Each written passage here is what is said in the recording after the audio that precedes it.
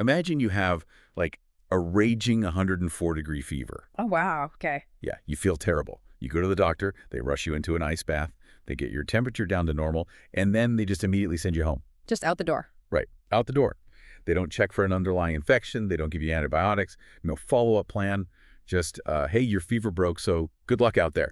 Yeah, which is, I mean, we'd call that total medical malpractice. Exactly, we would. Yeah. But for decades, that has basically been the standard operating procedure for how we treat severe addiction in this country. It really has. It's what we call the revolving door phenomenon. Right. We treat this acute, life-threatening crisis as if, just surviving the worst of it is the finish line. Yeah. We manage the immediate symptom, like the physical dependency, but we completely ignore the systemic disease process that, frankly, guaranteed the person would end up in that crisis to begin with. And that profound disconnect between just surviving a crisis and actually rebuilding a life, that is exactly what we are unpacking in today's deep dive. Welcome in, everyone. Glad to be here. Today, we are taking a hard look at the reality of addiction treatment, specifically focusing on, the massive hurdles faced by people in high-stress, trauma-heavy professions. Right, our veterans, our first responders. Exactly. And our primary source material today is a comprehensive professional profile and the written advocacy work of David Burke.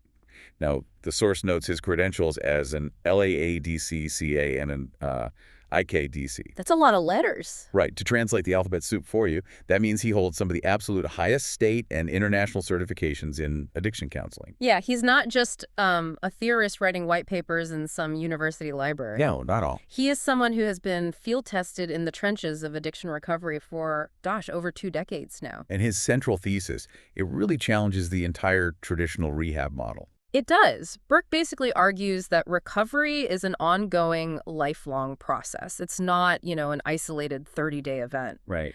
And if we actually accept that premise, it forces us to look really critically at the operational structure of our treatment systems. So let's get right into that operational structure, because honestly, if you've ever had a family member go through this system, you know exactly how maddening that fragmented care feels. Oh, absolutely. You send someone away, they get clean for a month, they come back to the exact same environment, and like 2 weeks later, the whole house of cards just collapses. Yeah, and Burke is really pushing for what he calls a continuum of care model to replace that sort of Band-Aid short-term stabilization. Okay, so what does that actually look like? Well, the source outlines this massive connected pathway. It starts with an initial assessment, then medical detox. Right, the immediate physical step. Exactly. Then residential treatment, followed by step-down outpatient care. Things like partial hospitalization programs or intensive outpatient programs. Got it. Plus medication-assisted treatment, sober living, and this is key long-term alumni connection.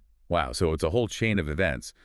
But I imagine the logistics of creating that unbroken chain are just incredibly difficult for treatment organizations. Oh, it's a nightmare for them. That's why it so rarely happens seamlessly. I mean, organizations are constantly wrestling with balancing high clinical quality against operational stability. And probably insurance limitations. Right, absolutely. Rigid insurance limitations are a huge barrier. Often, a facility only has the resources to offer one piece of that puzzle. Like just the 30-day detox. Exactly. Maybe just a 30-day residential stay. They stabilize the patient, and then they basically just hand them a piece of paper with a phone number for an outside therapist. Yeah.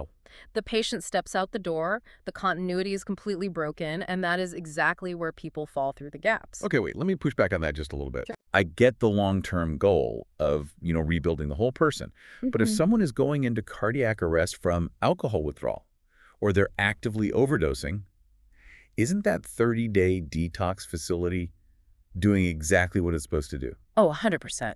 I mean, solving the immediate biological crisis has to be the absolute priority, right? The biological crisis is the priority in hour one. Absolutely.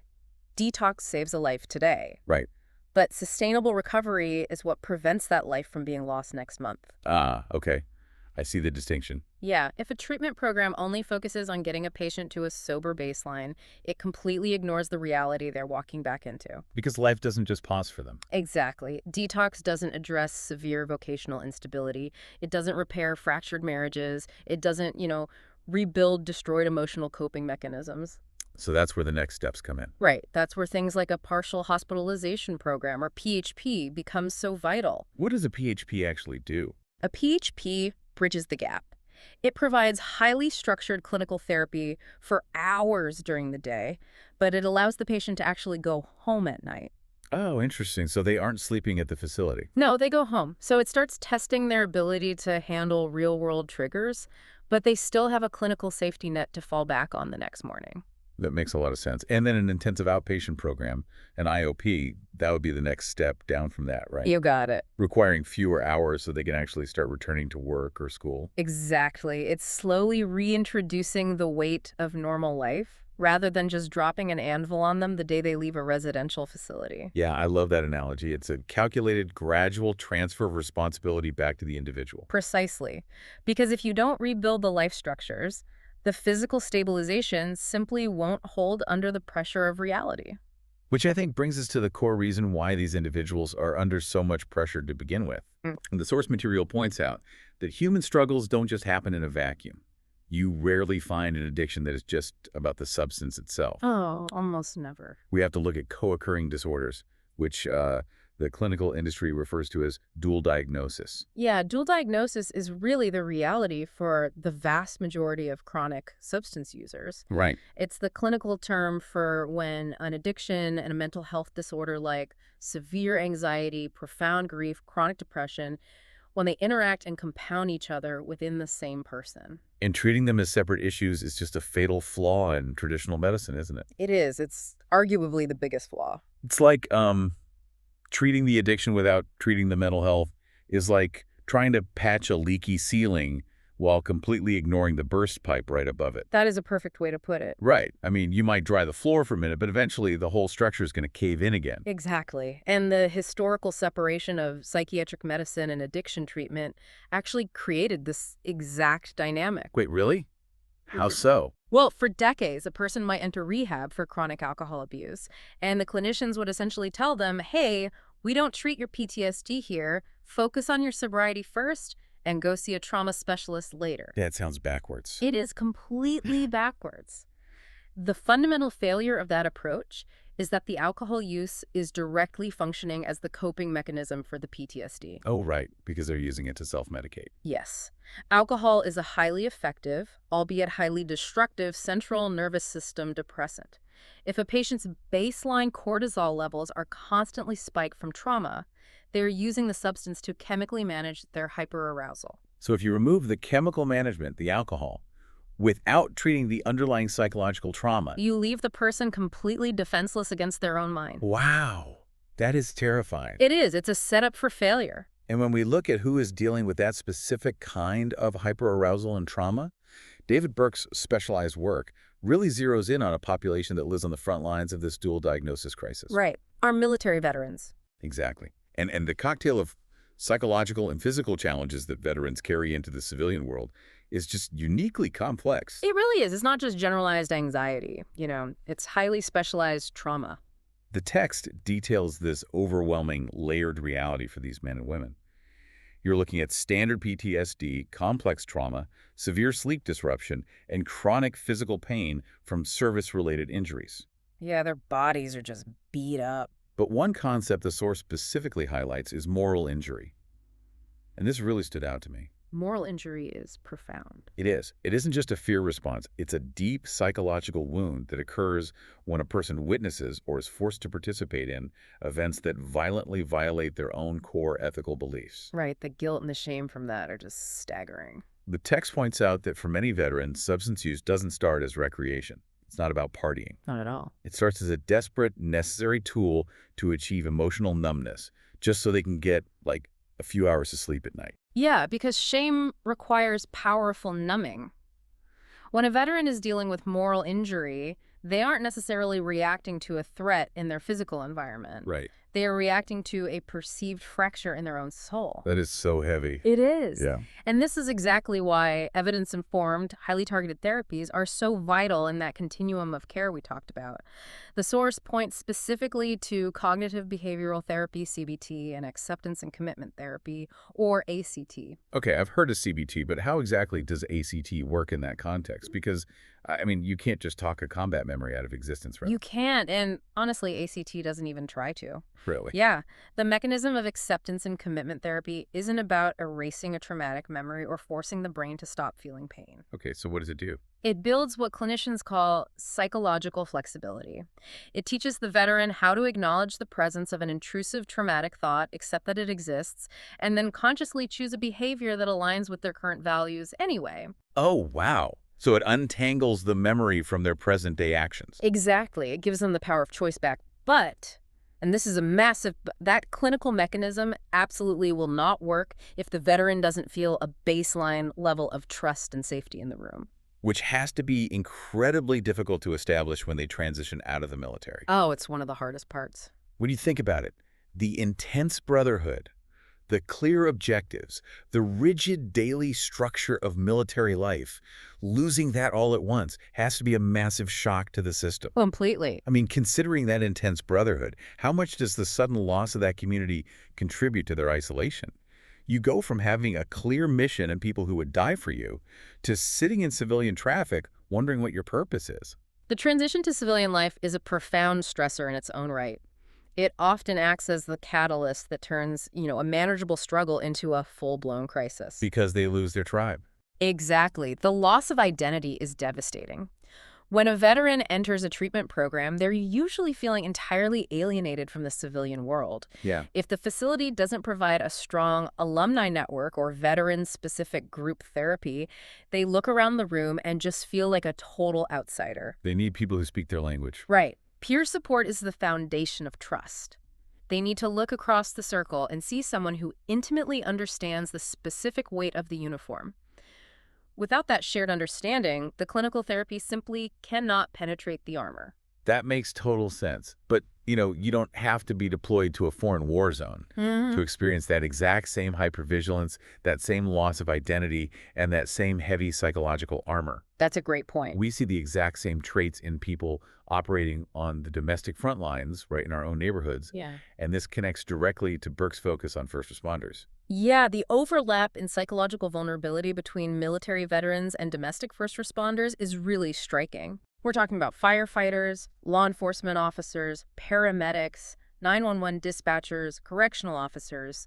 They are exposed to a daily drip feed of high-stakes trauma. And Burke points out a really tragic paradox for this specific group.